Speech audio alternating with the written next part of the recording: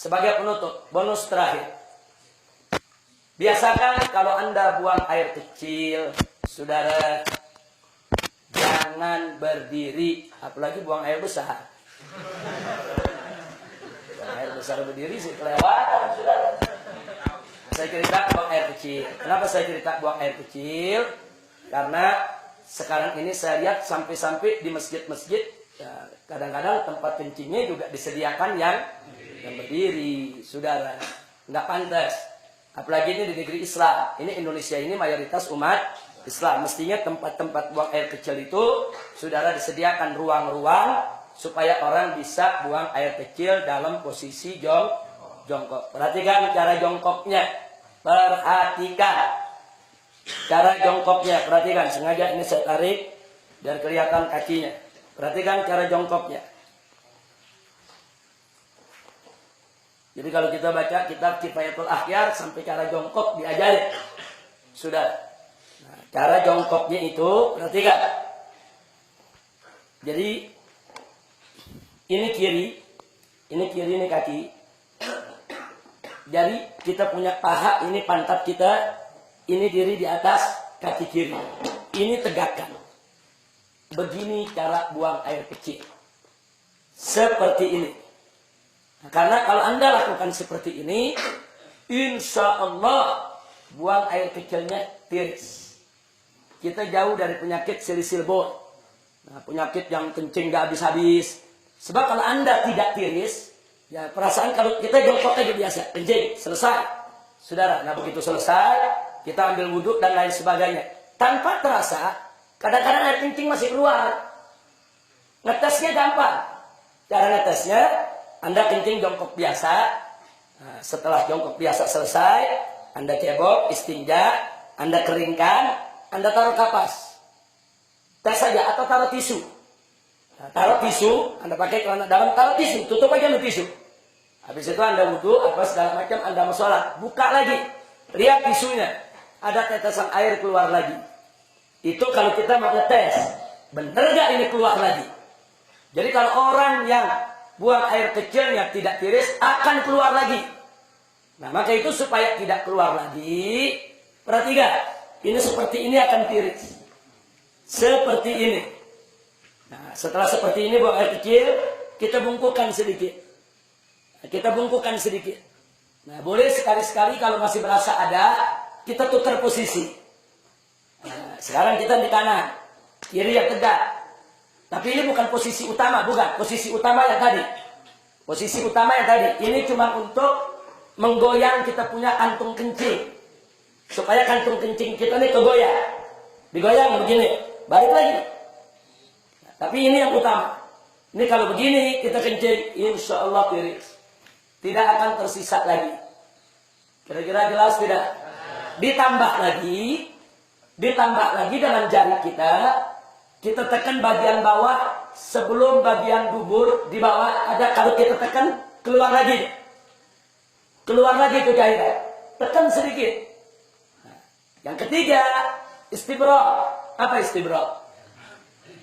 Dehem-nya bukan dehem dengan tenggorokan.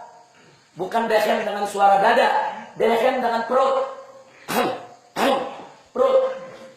Jangan pakai dada. Enggak.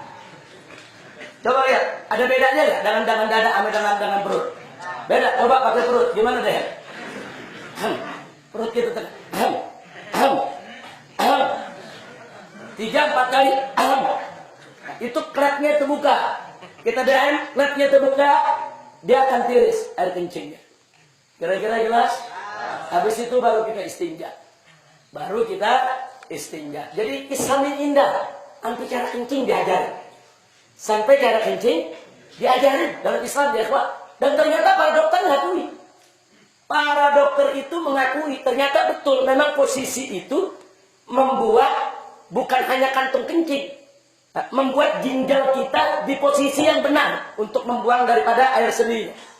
Jadi posisi ginjal ini saudara memang seperti ini. Dia jadi seimbang posisinya kalau begini. Ginjal kanan, ginjal kiri. Saudara, memang posisinya begini. Jadi untuk ginjalnya sehat, kantung kencingnya sehat, dan insya Allah tidak menetes lagi. Kira-kira jelas?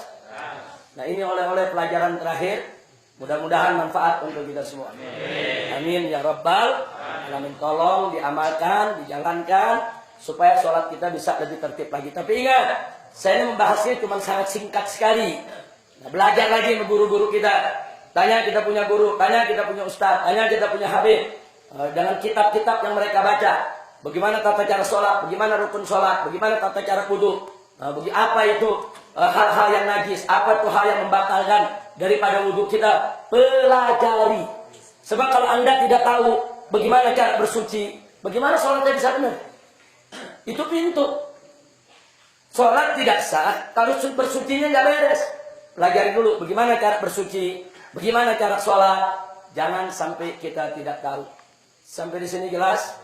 Alhamdulillahirabbil alamin. Saya pikir cukup sampai di sini. Dan insya Allah besok seperti biasa ada majlis burda di pagi hari. Dan saya akan sampaikan yaitu pelajaran soal Freemasonry. Dan saya minta semuanya tolong menjadi tuan rumah yang baik. Saya tidak anggap Anda sebagai tamu lagi. Anda sudah 20 hari di sini, Anda sudah menjadi tuan rumah. Besok kita akan kedatangan tamu dari luar. Ada kiai, ada tokoh, ada umaro. Mereka datang mau ikut hadir, yaitu dalam buka puasa bersama, khatmul Quran bersama. Tolong Anda semua menjadi tuan rumah. Dan khusus santri mukim MS, mulai besok pagi bantu orang dapur. Jangan ditinggalkan. Nah, orang-orang dapur kita ini besok kerja keras. Ada timnya Habib Hashim juga kerja keras. Tolong santri bantu, bagi-bagi tugas. Nah, tapi bagi mereka yang sudah punya tugas, tolong tugasnya jangan ditinggalkan. Jangan. Saya nggak mau lihat lagi ada tugas-tugas yang ditinggalkan. Khususnya bagian untuk merawat peternakan. Ini selama Ramadan ada beberapa ternak kita yang mati karena kelaparan. Saya datang, saya keliling, saya lihat. Ada kambing-kambing yang memang tidak dilepas dari kandangnya, lupa dikasih makan, kelaparan, mati. Kita berdosa. Nah, jadi saya ingatkan, tugas jalankan dengan baik. Nah terus Umar, tolong koordinasikan. Kawan-kawannya besok harus ada yang bantu orang dapur. Siapa yang urus nampannya, siapa yang urus kormatnya, siapa yang urus airnya nanti untuk buka puasa bersamanya, dan seterusnya. Nah, insya Allah besok santri MS ada Ustaz Asep untuk dibagi-bagi tugas dengan baik. Tapi saya minta ini semua yang ada di sini untuk menjadi tuan rumah. Siap jadi tuan rumah? Ya. Siap untuk sambut tamu? Ya. Sallu ala Nabi. Jadi besok acara penutupan kita. Nah, adapun pelepasan santri hari Sabtu pagi. Sabtu pagi semua akan dilepas. Kita akan foto bareng. Anda foto rame-rame dengan semua guru di lokasi di luar sana. Terus nanti mau foto sendiri-sendiri juga boleh.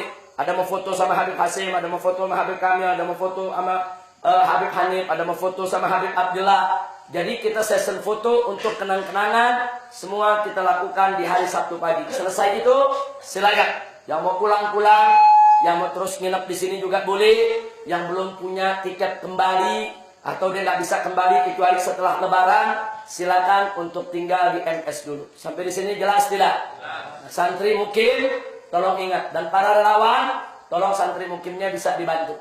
Nah, jadi ini yang ingin saya sampaikan. Mudah-mudahan manfaat untuk kita semua. Nah, akhirnya saya atas nama seluruh daripada tim guru yang ada di sini, kalau selama kita mengikuti pesantren Ramadan, ada kata ucap ataupun ada perilaku yang tidak berkenan, yang tidak bagus, yang menyakitkan, yang menyinggung, saudara, tolong dibukakan pintu maaf yang sebesar-besarnya. Jadi kami minta maaf atas segala kekurangan-kekurangan, kesalahan dan kehilafan yang kami lakukan. Dan semoga Allah Subhanahu wa Ta'ala memaafkan kita semua. Dan semoga Anda pulang ke wilayah kampung Anda masing-masing, ke tempat Anda masing-masing. Anda bisa menjadi benteng umat untuk menjaga akidah umat dan untuk menegakkan kalimat Allah Subhanahu wa Ta'ala.